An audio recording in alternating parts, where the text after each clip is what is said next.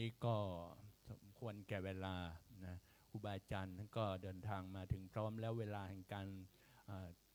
ประพฤติวัดในการสวดมนต์ทำวัดเย็นในวันนี้ก็มีความพร้อมดีนะเวลาก็15 นาฬิกา17 นาฬิกา 45 นาทีแล้วก็ถึงเวลาก็นิมนต์ครูบาอาจารย์พร้อมแล้วก็นิมนต์ได้ครูบาอาจารย์ที่จะนำสวดมนต์ในเย็นวันนี้ก็ขอนิมนต์นะครับครับสมควรแก่เวลานิมนต์พระภิกษุสงฆ์ภิกษุณีเจริญพรไม่เคียวขี่คุกเข่ากับพระพร้อมกัน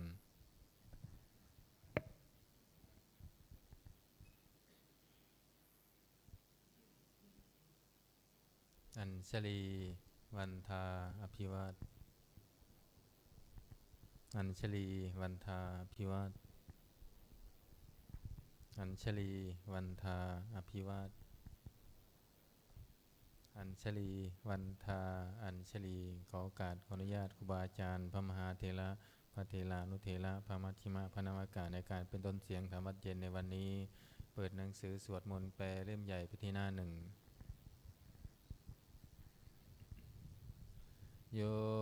โสภควาอะระหังสัมมาสัมพุทโธพระผู้มีพระภาคเจ้านั้นพระองค์ใดเป็นพระอรหันต์ดับเพลิงกิเลสเพลิงทุกสิ้นเชิงตรัสรู้ชอบได้โดยพระองค์เองสวากขาโตเยนะภควตาธัมโมพระธรรมเป็นธรรมอันพระผู้มีพระภาคเจ้าพระองค์ใดตรัสไว้ดีแล้วสุปฏิปันโนยัสสะภะคะวะโตสาวกสังโฆพระสงฆ์สาวกของพระผู้มีพระภาคเจ้าพระองค์ใดปฏิบัติดีแล้วธัมมยังภวันตังสัทธัมมังสัสสังฆังอิเมหิสกาเลหิยะถาระหังอาโรปิเตหิอภิปูชยามะข้าพระเจ้าทั้งหลายขอบูชาอย่างยิ่งซึ่งพระผู้มีพระภาคเจ้าพระองค์นั้น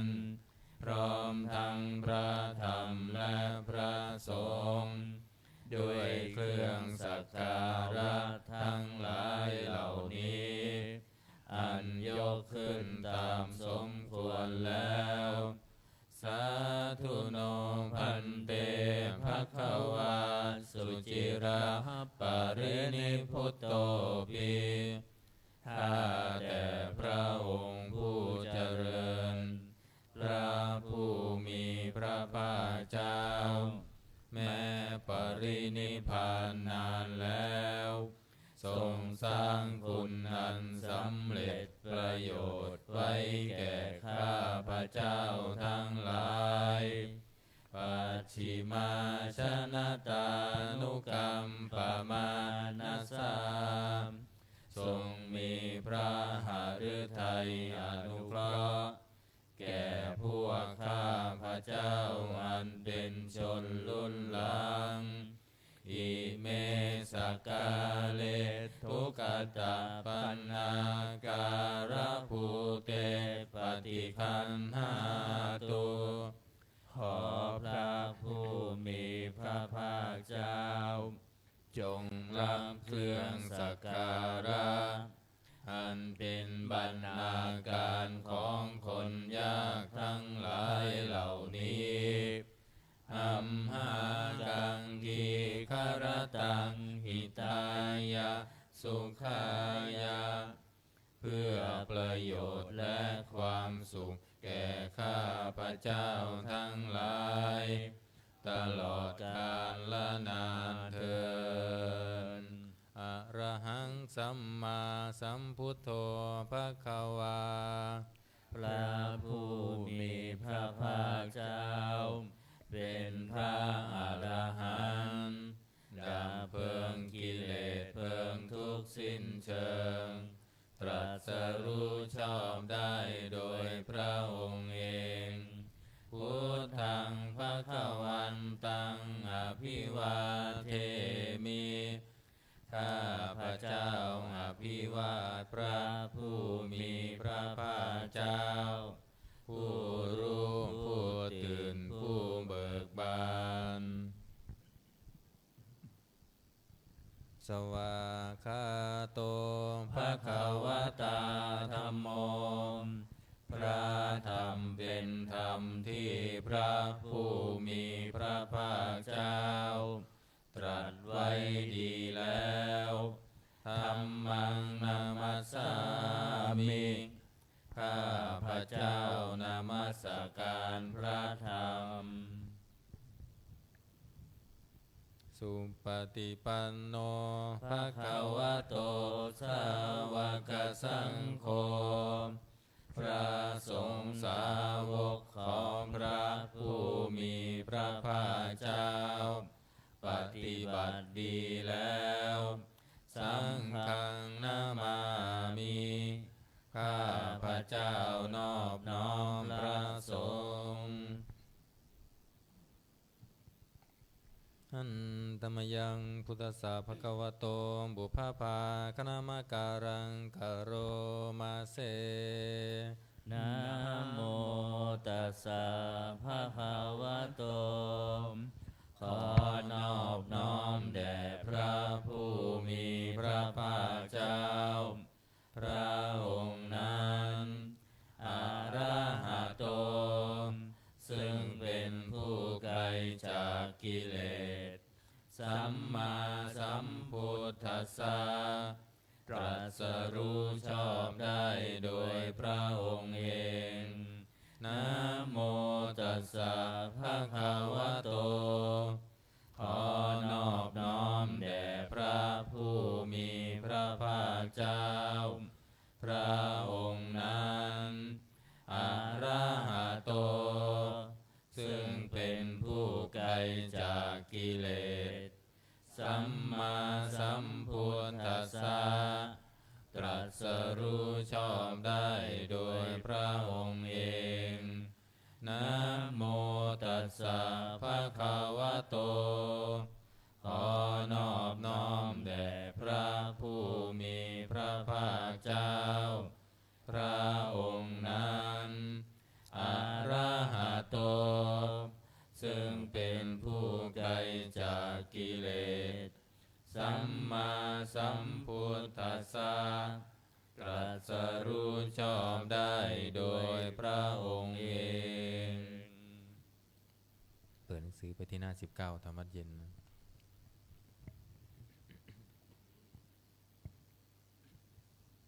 อันตมยังพุทธานุสตินายังกโรมาเสตังโคปานาภะคะวันตังเอวังกัลยาโนกิตติสัทโธอภุคโตก็กิตติศักดิ์อันงามของพระผู้มีพระภาคเจ้านั้นได้ฟุ้งไปแล้วอย่างนี้ว่าอิติปิโสภะคะวาเพราะเหตุอย่างนี้อย่างนี้พระผู้มีพระภาคเจ้านั้นอรหังเป็นผู้ไกลจากกิเลสสัมมาสัมพุทโธเป็นผู้ตรัสรู้ชอบได้โดยพระองค์เองวิชาจารณะสัมปันโนเป็นผู้ถึงพร้อมด้วยวิชาและจารณะสุขโตเป็นผู้ไปแล้วด้วยดีโลกวิทู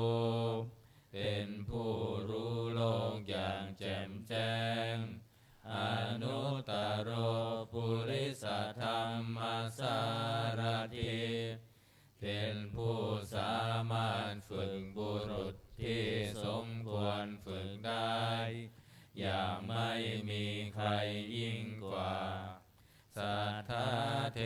วมนุษย์สานังเป็นครูผู้สอนของเทวดาและมนุษย์ทั้งหลายพุทโธเป็นผู้รู้ผู้ตื่นผู้เบิกบานด้วยธรรมภควาติเป็นผู้มีความจำเริญจำแนกธรรมสั่งสอนสัตว์ดังนี้อันตมยังพุทธาภิกิติงกโรมาเสพุทธวาราหันตวารตาทิคุณาภิยุโตพระพุทธเจ้าประกอบด้วยคุณมีความประเสริฐแห่งอรหันตคุณเป็นต้นสุทธาภิญาณกรุณาหิสมาคตโตพระองค์อันประกอบด้วยพระญาณและพระกรุณาอันบริสุทธิ์โพเทสิโยชุชนะตังกามรังวาสุโรพระองค์ใดทรงกระทำชนที่ดีให้เบิกบานดุจนาทินทำบัวให้บานวันธามหังตมรนังศิรสาชิเนทังข้าพระเจ้าไหว้พระชินสีห์ผู้ไม่มีกิเลสพระองค์นั้นด้วยเสียงกล่าวพุทโธโยสัมภปานินังสารนังเขมมุตตมังพระพุทธเจ้าพระองค์ใดเป็นสารณะอันเกษมสูงสุดของสัตว์ทั้งหลายปัญหามานุสติทานังวันทามิตังสิเรนะหังข้าพระเจ้าไหว้พระพุทธเจ้าพระองค์นั้นอันเป็นที่ตั้งแห่งความระลึกองค์ที่หนึ่งด้วยเสียงกล่าวพุทธัสสะหัสสมิทาโสวะพุทโธเมสามิกิสโรข้าพระเจ้าเป็นทาสของพระพุทธเจ้าพระพุทธเจ้าเป็นนายมีอิสระเหนือข้าพระเจ้าพุทโธทุกขัสสะคาตาจวิทาตาจหิตาสเมพระพุทธเจ้าเป็นเครื่องกำจัดทุกข์และทรงไว้ซึ่งประโยชน์แก่ข้าพระเจ้าพุทธัสสะหังนิยาเทมิสรีรันชีวิตันจิตังข้าพระเจ้ามอบกายถวายชีวิตนี้แด่พระพุทธเจ้าวันทันโตหังจริสามิ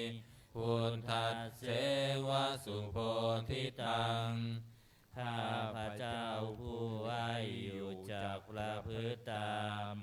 ซึ่งความตรัสรู้ดีของพระพุทธเจ้านัตถิเมสารนังอัญญังพุทโธเมสารนังวรังสารณะอื่นของข้าพระเจ้าไม่มีพระพุทธเจ้าเป็นสารณะอันประเสริฐของข้าพระเจ้าเอเตนะสัจจวัชเชนะวัตไตยังสัทธุสาสเนด้วยการกล่าวคำสัตย์นี้ข้าพระเจ้าพึงเจริญในพระศาสนาของพระศาสดา พุทธังเมวันธมาเนนะยังปุญญังปัสสุตังอิทาข้าพระเจ้าผู้ไหวอยู่ซึ่งพระพุทธเจ้าได้ขวัญขวายบุญใดในบัดนี้สัพเพปิอันตรายาเมมเหสุงตัสสะเตชะสาอันตรายทั้งปวงอย่าได้มีแก่ข้าพระเจ้าด้วยเดชแห่งบุญนั้นกายเยนะวาจายะวะเจตสาวาด้วยกายก็ดีด้วยวาจาก็ดีด้วยใจก็ดีพุทเทกุกัมมังปะกะตังมะยายังกรรมนาติเตียนันใดที่ข้าพระเจ้ากระทำแล้วในพระพุทธเจ้าพุทโธปฏิคันหาตัวชยันตังขอพระพุทธเจ้าจงงดซึ่งโทษล่วงเกินอันนั้นการันตะเรสังวริตุงวะพุทเทเพื่อการสำรวมระวังในพระพุทธเจ้าในการต่อไป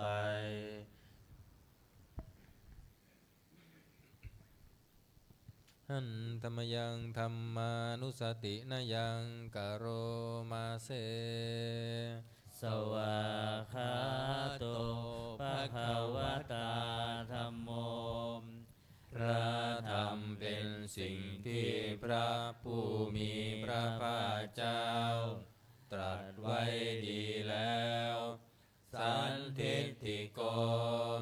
เป็นสิ่งที่ผู้ศึกษาและปฏิบัติพึงเห็นได้ด้วยตนเองอากาลิโกเป็นสิ่งที่ปฏิบัติได้และให้ผลได้ไม่จำกัดการเอหิปัสสิโกเป็นสิ่งที่ควรกล่าวกับผู้อื่นว่าท่านจงมาดูเถิดโอปานายิโกเป็นสิ่งที่ควรน้อมเข้ามาใส่ตัวปัจจตังเวทิตาโพวินโยหิติเป็นสิ่งที่ผู้รู้ก็รู้ได้เฉพาะตนดังนี้อันธรรมยังธรรมาภิกิติงกโรมาเสสวากขาตตาภิกขุนโยภาวะเสนาเสยโยพระธรรมเป็นสิ่งที่ประเสริฐเพราะประกอบด้วยคุณคือความที่พระผู้มีพระภาคเจ้า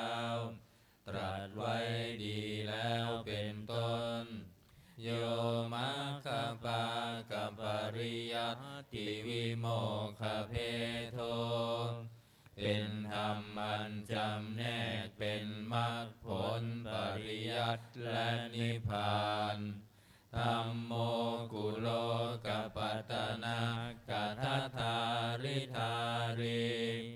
เป็นธรรมทรงไว้ซึ่งผู้ทรงธรรมจากการตกไปสู่โลกที่ชั่ว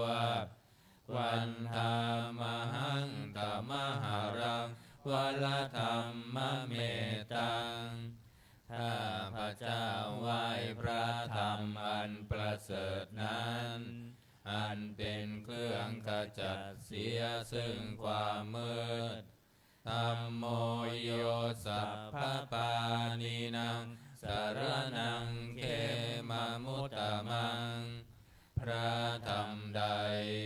เป็นสารณะอันเกษมสูงสุดของสัตว์ทั้งหลายทุติยานุสติฐา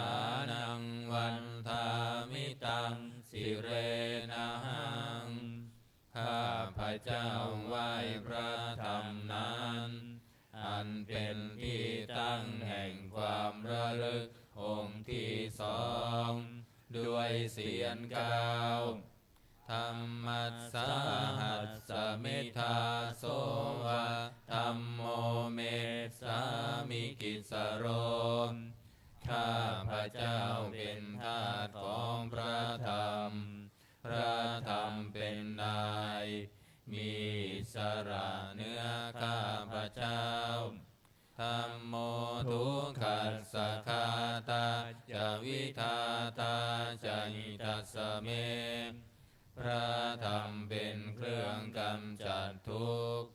และทรงไว้ซึ่งประโยชน์แก่ข้าพระเจ้าธัมมัสสาหังนิยาเทมิสรีรันชีวิตันจิตัง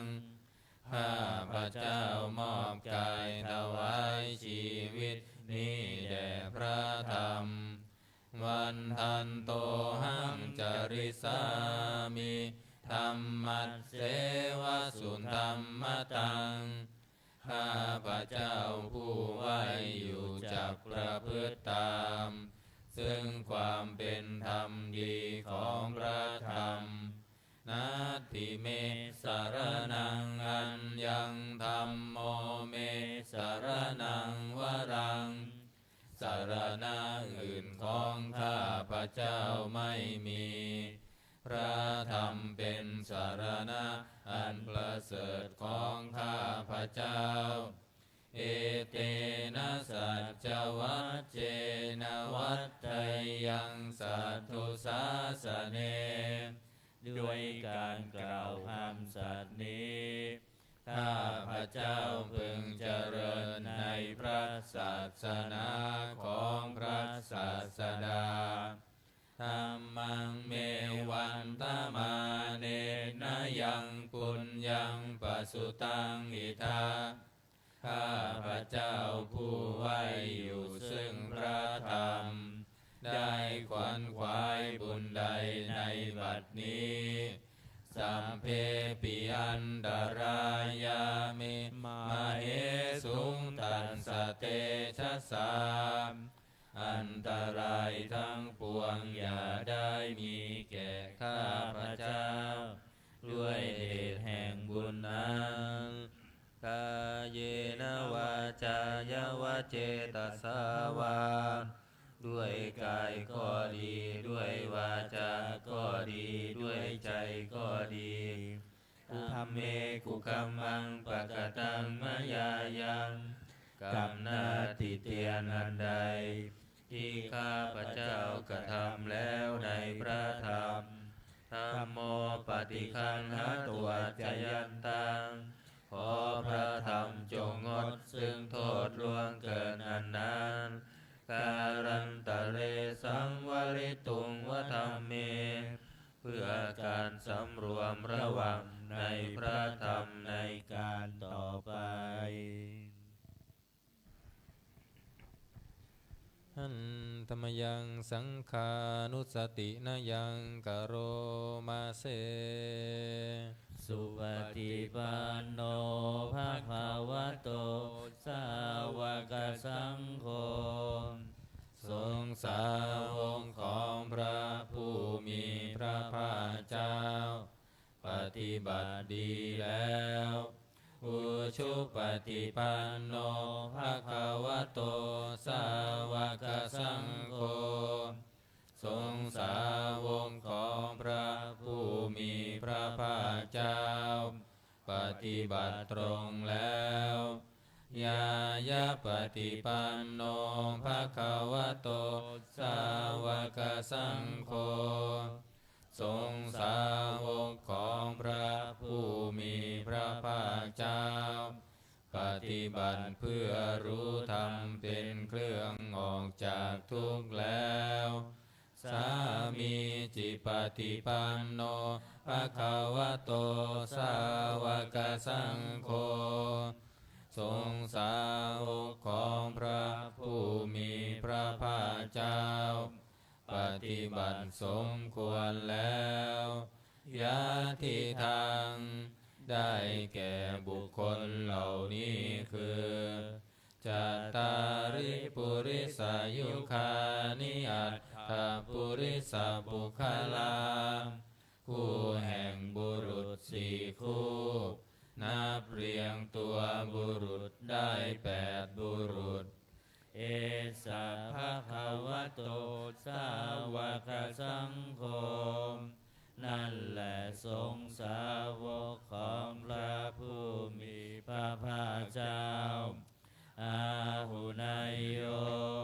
เป็นสมควรแก่สักการะที่เขานำมาบูชา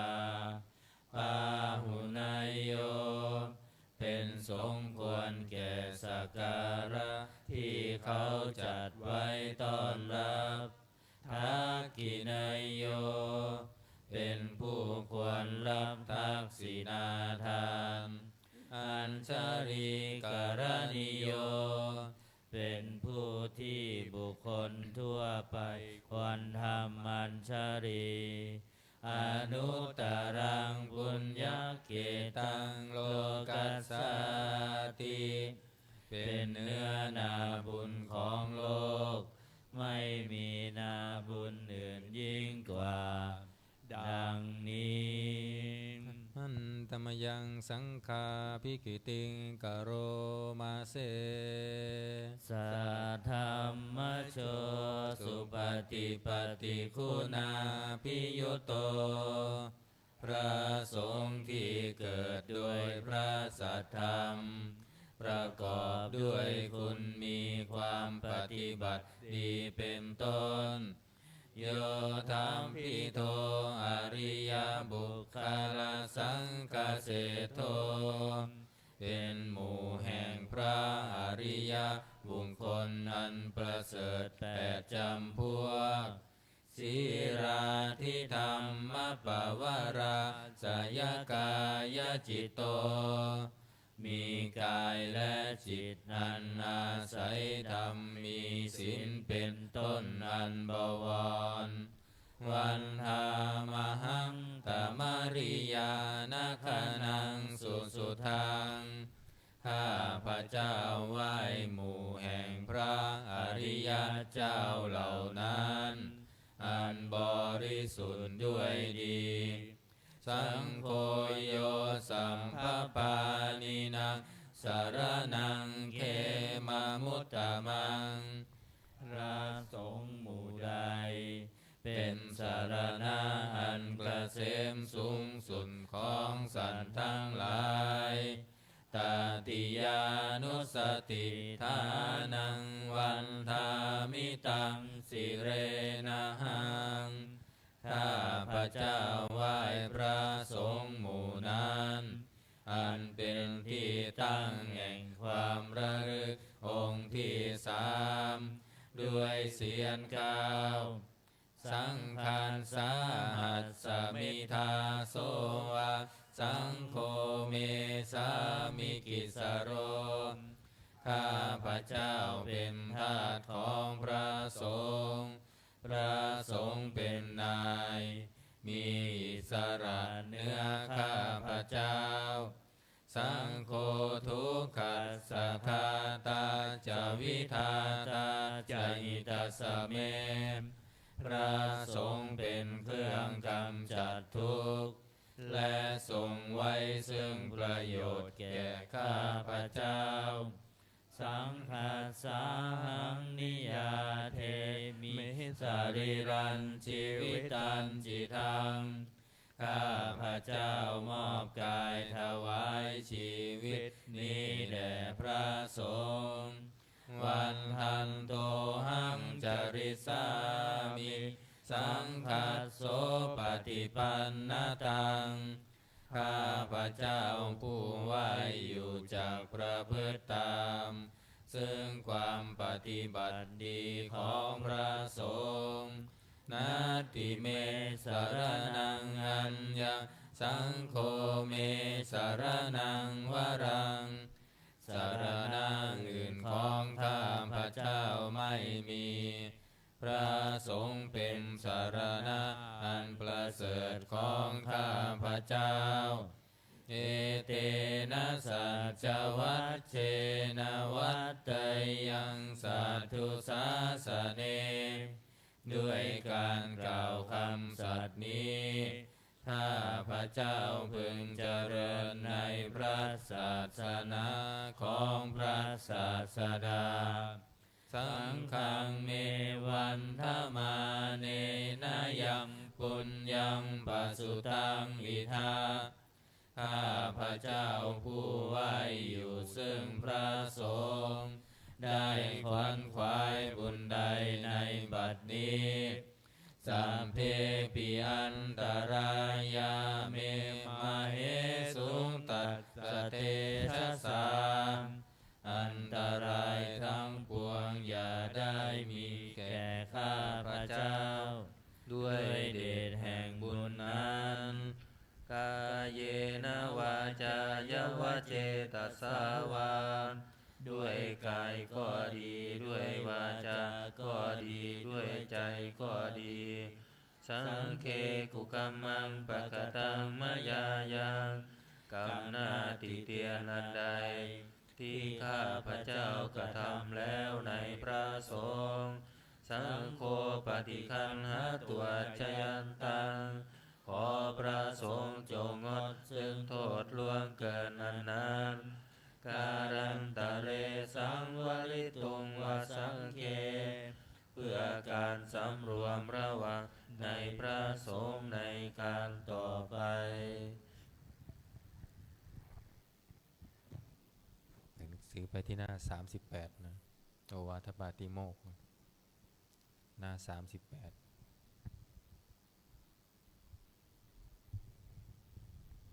อันตมยังโอวาทปาติโมกขคาทาโยภนามาเสสัพพะปาปัสสะอาการนังการไม่ทำบาปทั้งปวง